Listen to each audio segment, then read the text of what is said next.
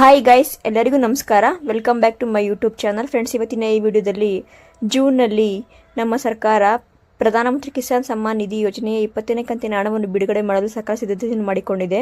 ಆದರೆ ಈ ಕಿಸಾನ್ ಸಮ್ಮಾನ್ ನಿಧಿ ಯೋಜನೆಯ ಹಣ ಪಡೆಯಬೇಕೆಂದರೆ KYC ಮಾಡುವುದು ಕಡ್ಡಾಯ.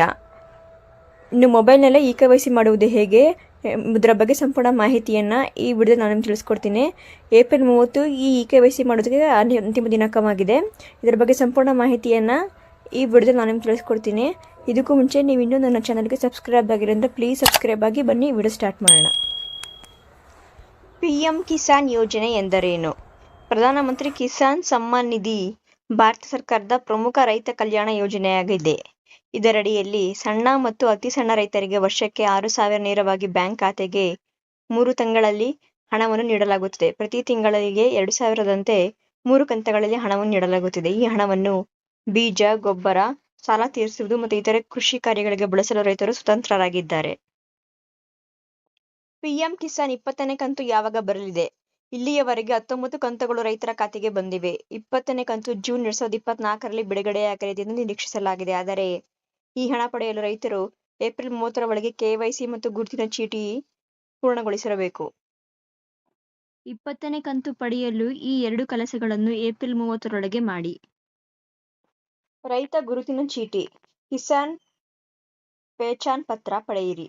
ಕೃಷಿ ಇಲಾಖೆಯು ರೈತರಿಗೆ ಡಿಜಿಟಲ್ ಗುರುತಿನ ಚೀಟಿ ನೀಡುತ್ತಿದೆ. ಇದರಲ್ಲಿ ರೈತರ ಹೆಸರು, ಜಮೀನಿನ ವಿವರ, ಬೆಳೆ ಮಾಹಿತಿ, ಆಧಾರ್ ಲಿಂಕ್, ಡಿಜಿಟಲ್ ID. ಇದನ್ನು ನಿಮ್ಮ ಹತ್ತಿರದ ಕೃಷಿ ಕಚೇರಿ ಅಥವಾ ಸೈಬರ್ ಸೆಂಟರ್ ಕೇಂದ್ರದಲ್ಲಿ ಮಾಡಿಸಿಕೊಳ್ಳಬಹುದು. ವಿಶೇಷ ಸೂಚನೆ: ಗುರುತಿನ ಚೀಟಿ ಇಲ್ಲದಿದ್ದರೆ 20ನೇ ಕಂತಿನ ಹಣ ನಿಮ್ಮ ಖಾತೆಗೆ ಬರುವುದಿಲ್ಲ. ಎರಡನೇದಾಗಿ KYC ಪೂರ್ಣಗೊಳಿಸಿ.